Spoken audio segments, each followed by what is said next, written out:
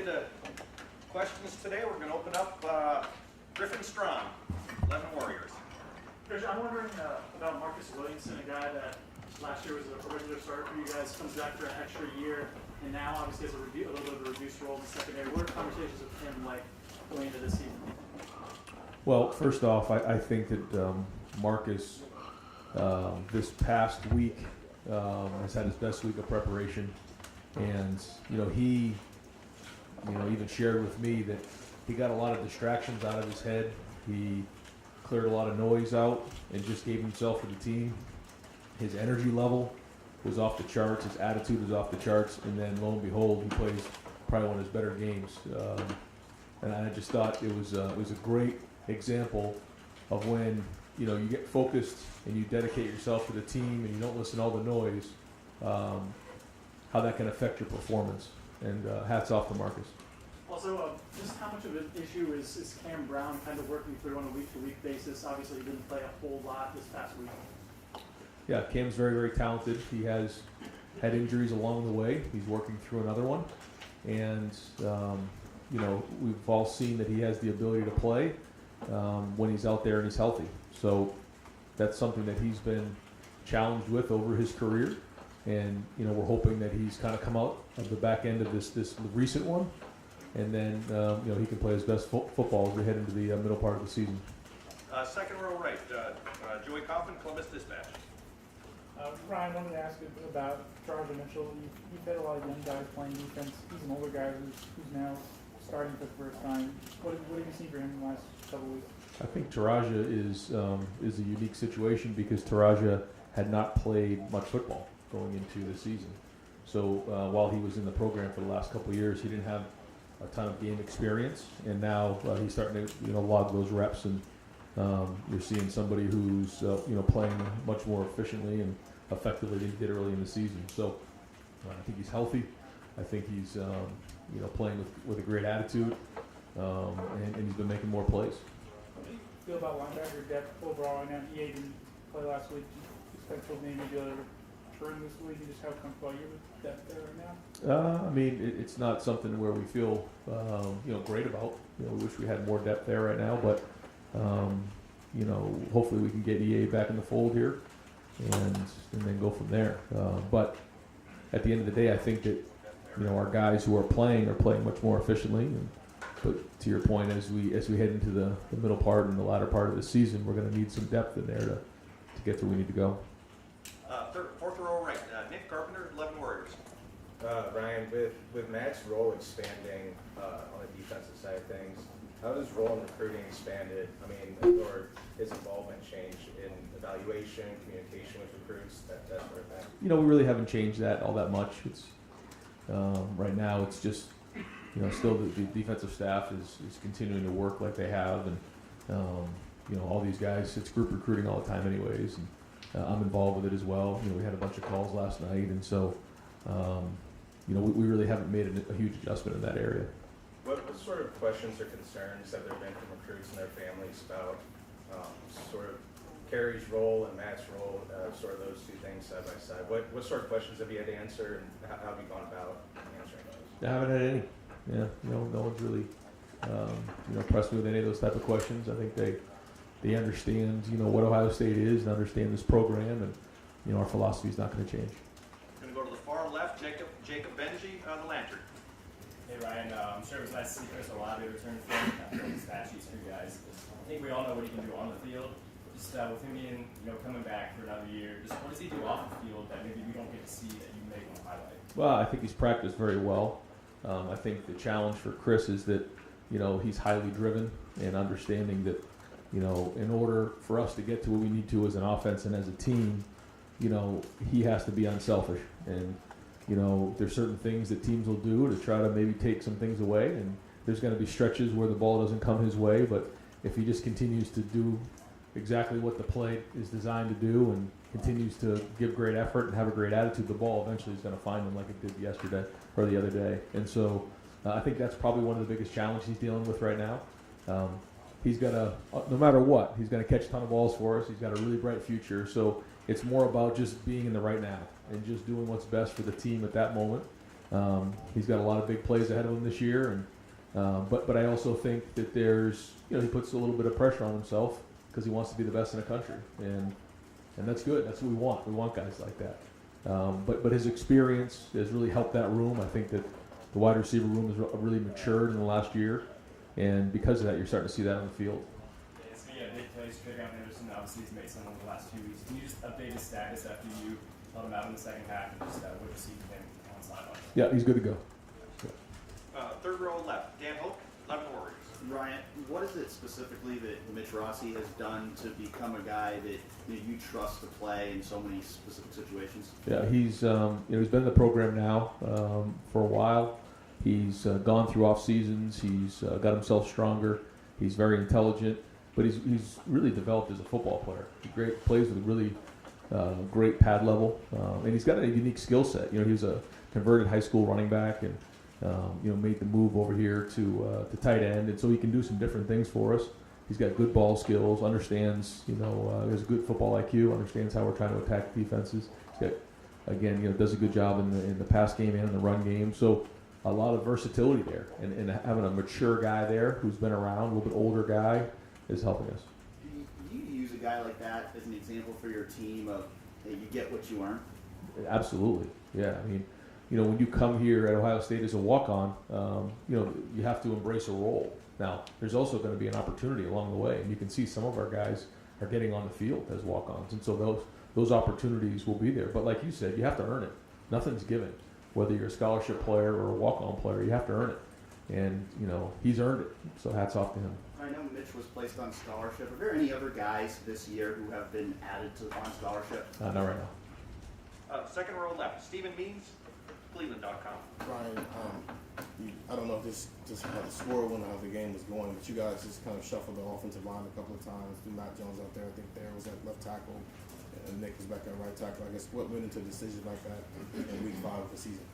Well, we got some guys that just nicked up a little bit, and that's one thing. And then two, we also have, really 6 or 7 guys we feel confident that we can put into a game. And while you typically don't do that with the offensive line, in this situation, we felt like it was appropriate, based on the situation of the game and what was going on, and the week of practice leading up to the game.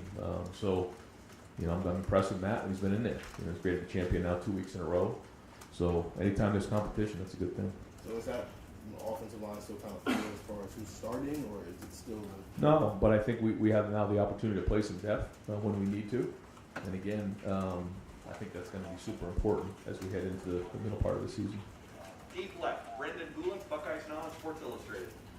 Coach, obviously the season didn't start the way you wanted to for those first couple games. And you've talked a lot about how much different this team looks now than what it did then. What are you most proud of over these last 3 weeks as you guys have gone through all this? Well, we started off with a young team. I knew we were a little bit behind, in the spring and in the preseason, and tried to get to, but you really don't know until you get into games. And I think that anytime you're Ohio State, the expectations are to win every game, and they're very, very high. But and we'll see. We'll see how the season shakes out. But I'm proud of the development over the last month. It's been a little bumpy at times, but guys have come to work every day. Coaching staff's been steady. The leaders have been steady, and we're getting better. We're growing. I think we have a really bright future, and the more these guys play, and the better off we're going to be. And again, the question is, how quickly can we get to where we know we can be? How quickly can we get to being a team that can win a championship? Well, we got another challenge this week. Maryland's going to come in here, and they got really good personnel and really good scheme, and so we're going to have to play good again. I thought we played better last week, but we got to take the next step this week. Maryland obviously coming off a game where they kind of stubbed their toe with 7 turnovers. Iowa's defense has caused more turnovers than anybody else in FBS over the last 4 years now. How many of those turnovers, when you evaluated Maryland, did you think were sloppy mistakes that Maryland made versus things that Iowa just did really well? Yeah, I mean, it's always a combination of the two. And, I was doing a great job on defense and creating turnovers. And I'm sure there's some things that, those guys wish they had back in terms of plays. But, and then you can start to press and things can get out of control and look worse than they actually are. So it's probably a little bit of both. One more quick one. The Big Ten has had a pretty impressive climb so far this year, especially in your division. 3 teams that didn't have good years last year that are playing really well this year. Can you speak to the depth and the competitiveness right now that you're seeing across the league? Yeah, I think that we have really good coaches in this league, really good programs, really good players. Guys recruited at a high level.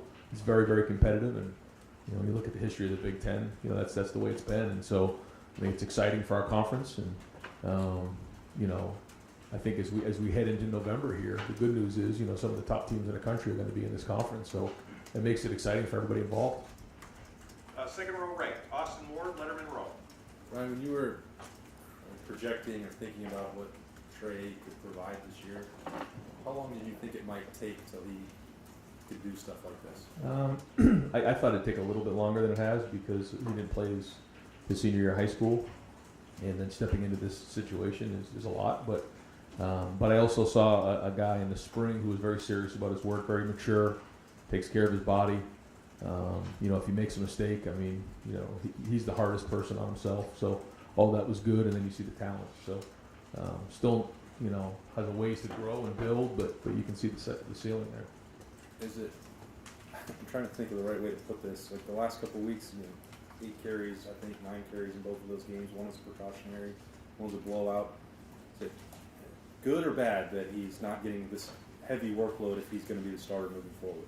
Well, I think it's a long year and he's young, so I don't think it's a bad thing. But like you said, you also want him to get the reps and the work. But I think he's also learning a lot in practice and getting those things in practice. But we have depth at that position, so we're going to use that as a strength. And if we find ourselves in a situation where we're up comfortably like that, we're not going to be foolish and put him in a bad spot if he's not 100%. And that was just the way it was, And we'll just take each week as it comes because these things take twists and turns, as we know. So we're going to do everything we can that's best for him at the time. But yeah, the more he plays, the better he's getting. Second row middle, Bill Rabinowitz, Columbus Dispatch. All right. Obviously, this is a week-to-week thing. You said after the game, you agreed this was finally the team that you hoped to see. Do you feel like maybe the clouds have kind of settled a little bit, and you feel like, okay, now we can kind of take off now, or is it just? No, I don't want to say that because we had one good week, but now we got to go do it again and prove we can do it again. But there is momentum there. I think you can see it. You saw it the way we practiced. If we don't have a good week of practice, it's not going to continue. We still have a young team. We're not all of a sudden out of the woods here. This is still a work in progress. And so, we got to bring it every week now.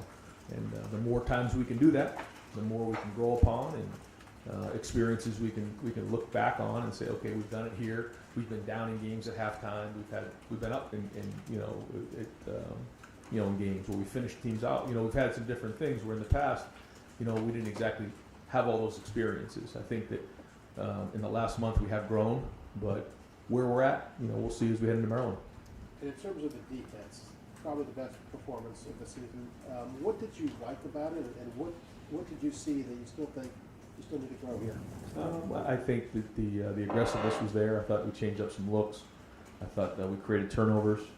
I thought we practiced well during the week, and I thought the looks were accurate to what we were seeing, and I thought they carried that over to the game well, and the execution was done well there. And anytime you combine all those things with great effort and good tackling, then you got a chance to be good. So I also like the fact that when they scored a touchdown, that one-play touchdown, we came right back the next play, blocked the extra point, and it didn't bother us. We didn't have our heads down when we came to the sideline. We blocked the extra point, and it's like it didn't even happen. We had a quick memory on that thing. We move on to the next series and played well the rest of that half. So I think that was good as well. I can squeeze in one more. Just a quick one about JTT. He started last week. He's obviously playing.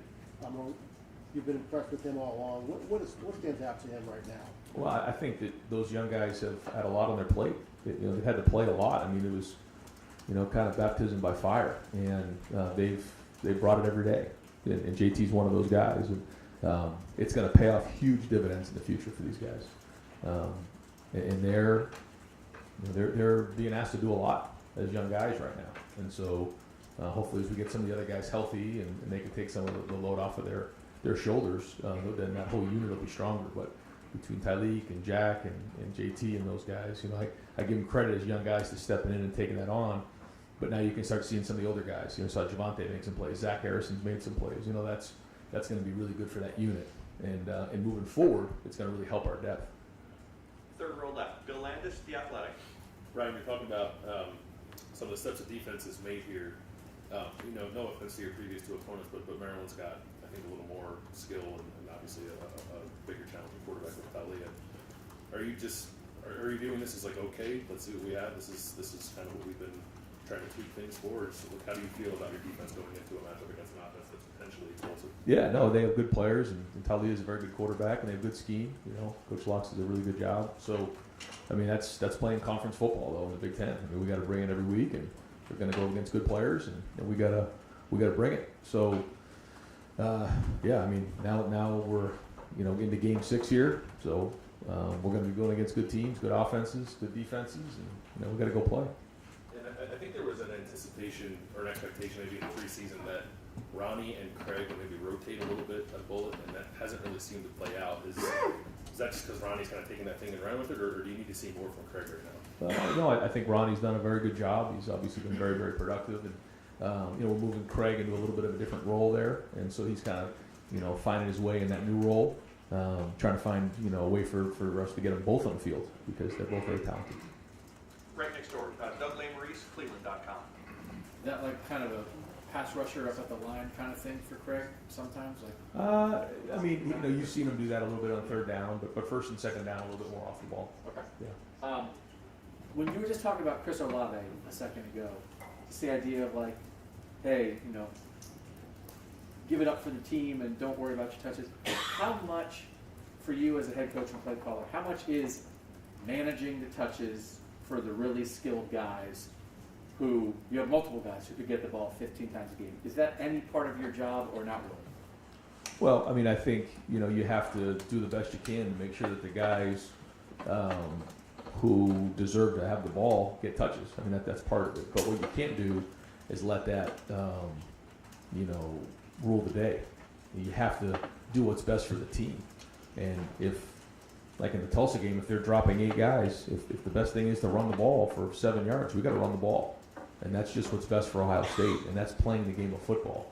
And when you come in with expectations and things like that, that's when you can get a little bit sideways. So, we're going to do everything we can to give guys opportunities to make plays because there's sometimes where it's not going to work out that way. And that's for everybody across the board on offense. And, we have to understand that as we go into the game and try to do that the best we can to explain that to the team. Is that, if somebody decides they're going to take X away, they can do that. That's going to open up Y and Z. And so that's kind of how the game plan fits this week. And these guys are all highly competitive and high achievers. And so, they want to make an impact. And I get it. That's why they're here. And that's why we love them. And you had talked before the season a couple times about in college football, you lose one game and it can ruin your season. It doesn't always, but it can. And you had not dealt with the regular season loss as the head coach yet. Now that that's in your rear view mirror a couple weeks, how did you deal with that? You as the coach, you with the team, and was it something that you had to work through it all because you had not had to do that? Yeah, sure. I mean, anytime you lose a game, there's a lot that comes with that. Certainly the first thing to do is to identify why you lost and identify what the issues are, and then act, but don't overreact and get them fixed. I think, but the most important thing is to be steady, not to panic and to do things the right way. And I think that really matters. And I think, you see when things don't go well in life, when you hit adversity, you have to be really good about the team and making sure that the guys understand that, listen, better days are coming. The sun's going to rise tomorrow. We have some issues that we got to get fixed, but let's just be steady in the boat here and work through those issues because that's life, and that's, around here it's a little harder, but that's okay. And I thought, although it was bumpy there for a little while, we kind of steadied the boat, and hopefully we get this thing going back where we need to go. Third row right, Tony Erdman, Buckeye Scoop. Ryan, regarding Mitch, I know fullback is kind of a literal and figurative F word around here. Maybe is his skill set maybe have you thinking about looking into that body type more in recruiting, or is it just if a tight end shows up at 6'2", you don't immediately write him off, that sort of thing? Yeah, no, I mean he has the ability to kind of do some of those things like you're talking about. We've done that before with tight ends. If you remember, we've done it with Luke. We've done it with Rashad Berry over the years, where he kind of came in the backfield a little bit. So Mitch is a little bit shorter and built a little lower to the ground, so he's a little bit better at that kind of stuff. And so, but we've run that play before. We do, you know, in the goal line. You know, at times we'll bring bigger guys in the game if we think that gives us an advantage. Sometimes it doesn't. You've seen us do both this year. But Mitch, you know, and again, being, you know, a college football coach, you have to figure out year in and year out what your personnel looks like. I mean, there's times where we've been here with JT where we just get into a situation the quarterback catches it, he's running, he's the running back. Well, now, you know, in this situation, we like some of our tight end body types. Mitch can kind of do some of those things, so we try to design plays that put him in the best situation to be successful. And that's an example of that. And then Tyleek is doing some pretty unprecedented things for a defensive tackle, freshman at Ohio State. 4 sacks already, more than anybody on the team had last year. Playing limited snaps, is it getting to the point where you want to see him out there more, or obviously you trust Larry, but would you like to see Tyleek maybe getting some more action? I mean, he's going to keep playing. He's going to keep growing. He's done a really good job so far, and hasn't always been easy for him. There's some different things he's had to deal with, and I got a lot of respect for him as a young man. And you know, he's flashed at times. So all the work he's getting right now is going to pay huge dividends, you know, here as we head into the middle part of this conference schedule. But no, either way, he'll be on the field. Yeah. Second row left, Nathan Baird, Cleveland.com. Yeah, obviously the game Friday went really askew from what we'd seen from Maryland those first 4 games against a different level of competition. But when you watch Tagovailoa, what do you see there as a quarterback, and what ways do you think he can challenge his defense? Yeah, he gets the ball out quick. He's competitive. He sees the field. He's accurate. You know, he can make long throws. He can make short throws. He can anticipate with touch. And you can tell he's a student of the game, just the way he's got a little it factor to him, understands situations. He's a very good quarterback. How are you guys right now sort of assessing defensive progress when you haven't necessarily seen an offense that's going to challenge you in dynamic ways? Well, the issues are always there. That's what I say all the time. Whether we lose a game or win a game, the issues haven't changed. It's just the scoreboard said something different. So it's the job of the coaches and then the job of the players to embrace the criticism and the constructive criticism and getting things fixed. You know, whether it's schematically, whether it's, you know, technique, whether it's fundamentals, whether it's tackling. I mean, there are issues along the way. Maybe it's not the right guy in the right spot. And so, you know, when you start to project against, you know, other teams, you know, you have to do a good job, and that's coaching. You know, this isn't going to work against this guy, or this isn't going to work against this scheme. So we have to make an adjustment and forecast those type of things. Just to clarify real quick, did you say you are moving Craig Young somewhere, or are you referring to the fact that he has been moving? Both. I mean, he's moving around to a couple different spots. Yeah. Deep left, Mark Snyder, Press Pros. Coach, the turnovers you're getting are really crippling to the other team. Is this a process of maybe all 3 of your levels of defense gelling, a little bit more confidence now, like I'm going to go make a play on that ball rather than just, you know, kind of sit back and play it safe? I think so. I think when you look at the timing of, you know, when the quarterback's getting the ball out of his hand, and, you know, when our defensive line is getting the quarterback, you add those 2 things up. I think that's why you're seeing some of those turnovers in the passing game, because if the ball's coming out of his hand quick, just like this, you know, the rush isn't getting home. It's too easy. Now if he's holding on to the ball for an extra second or 2, now the D-line has an opportunity to get home. And so I think when you combine the 2 of those things, that's why you're seeing some more of that stuff. But I also think we've done a good job of changing up looks, and I think our guys are getting more experience and we're more comfortable in the scheme. And with regard to Marcus Crowley, we're going to be talking to him tomorrow, I believe.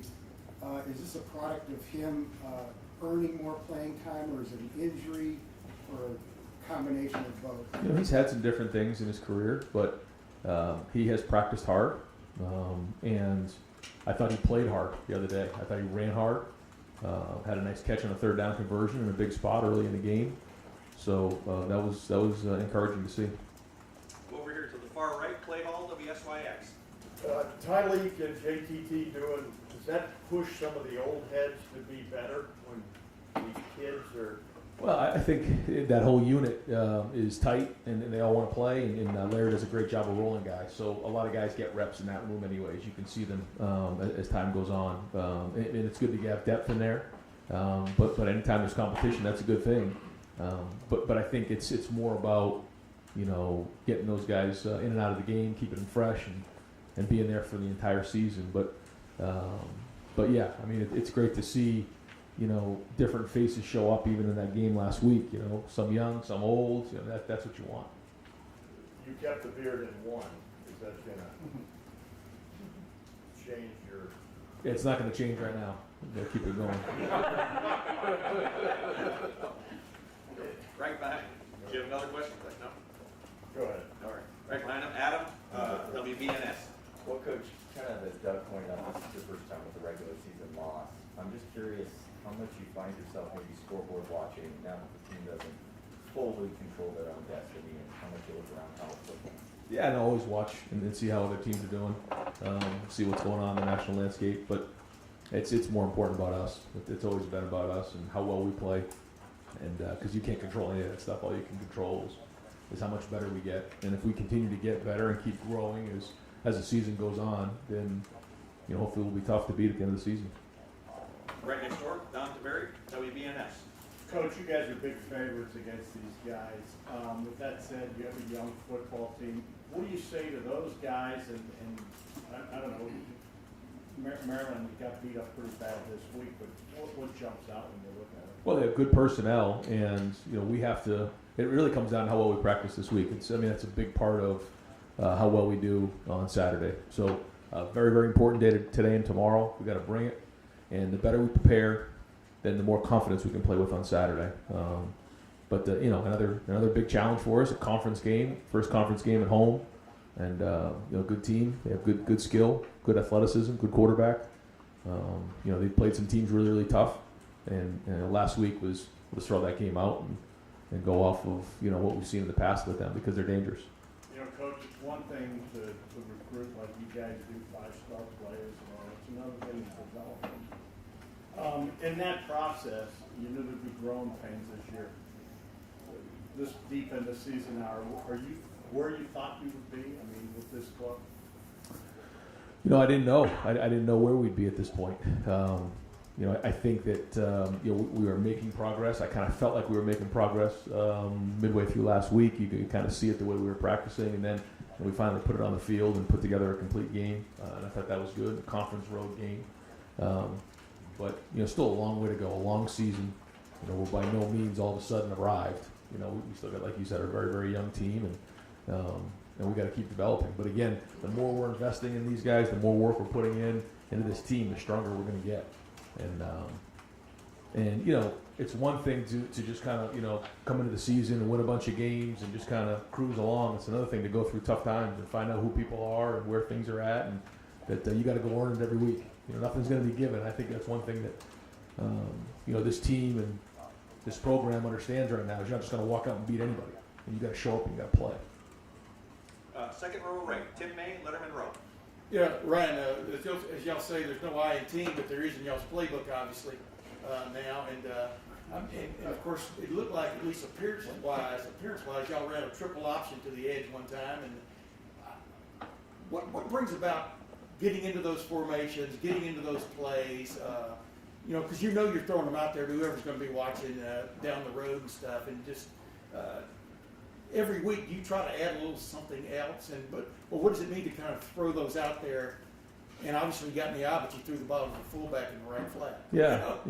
No, it's you know, we started going under center the last couple of years, and you saw the sneak a couple times over the last couple of years. You know, and you've seen some things. We've had a couple multiple tight ends in the backfield and under center things, and so, you know, we're continually working through things, and this game is cyclical.